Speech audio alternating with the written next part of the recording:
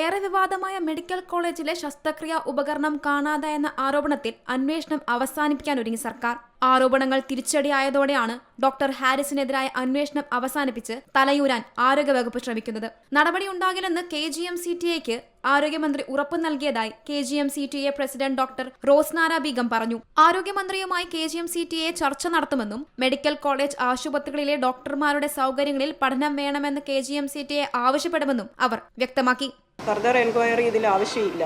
അപ്പോൾ ഇപ്പോൾ നടക്കുന്ന എൻക്വയറിയിൽ അദ്ദേഹം സ്റ്റേറ്റ്മെൻറ്റ് കൊടുക്കുന്നതാണ്, വിശദീകരണം നൽകും.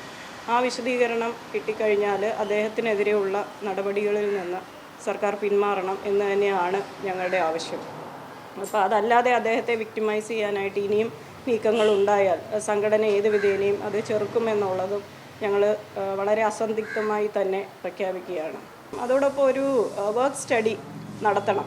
മെഡിക്കൽ കോളേജുകളിലെ സാഹചര്യം എന്താണ്, സ്റ്റാഫ് ഡെഫിഷ്യൻസി ഉൾപ്പെടെ ഉള്ളതിൻ്റെ ഒരു വർക്ക് സ്റ്റഡി നടത്തുക. അത് ഗവൺമെൻറ് ഏജൻസീസ് തന്നെ PNDRD പോലെയുള്ള ഗവൺമെൻറ് ഏജൻസീസ് തന്നെ ഏറ്റെടുത്ത് ഒരു വർക്ക് സ്റ്റഡി നടത്തി ഇവിടുത്തെ പ്രശ്നങ്ങൾ എന്താണ്, ആ പ്രശ്നങ്ങൾ എങ്ങനെ പരിഹരിക്കാം എന്നുള്ളതിന് ശരിക്കും ക്രിയാത്മകമായ ഒരു ഇടപെടൽ സർക്കാരിൻ്റെ ഭാഗത്തു നിന്ന് ഉണ്ടാകണമെന്നാണ് ഞങ്ങളുടെ ആവശ്യം. സൂപ്രണ്ടിന്റെ ഫോണിലേക്കും പ്രിൻസിപ്പളിന്റെ ഫോണിലേക്കും വിളിച്ചത് താൻ തന്നെയാണെന്നും അവർക്ക് സമ്മർദ്ദമുണ്ടായിരുന്ന സാഹചര്യത്തിലാണ് ഫോൺ ചെയ്ത് റിപ്പോർട്ടിലെ കാര്യങ്ങൾ അറിയിച്ചതെന്നും DME വ്യക്തമാക്കി.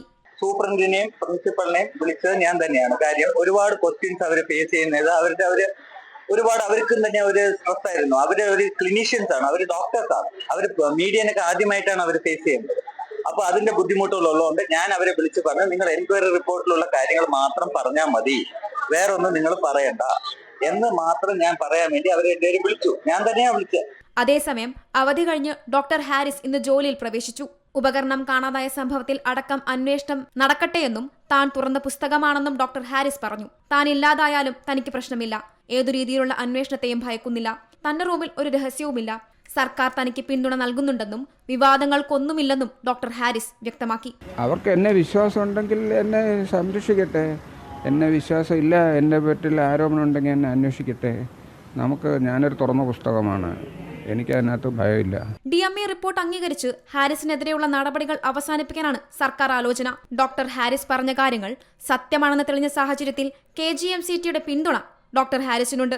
വിവാദങ്ങൾ ഇനിയും നീട്ടിക്കൊണ്ടുപോയാൽ തിരിച്ചടിയാകുമെന്ന വിലയിരുത്തലും സർക്കാരിനുണ്ട്. Zee Malayalam news, Thiruvananthapuram.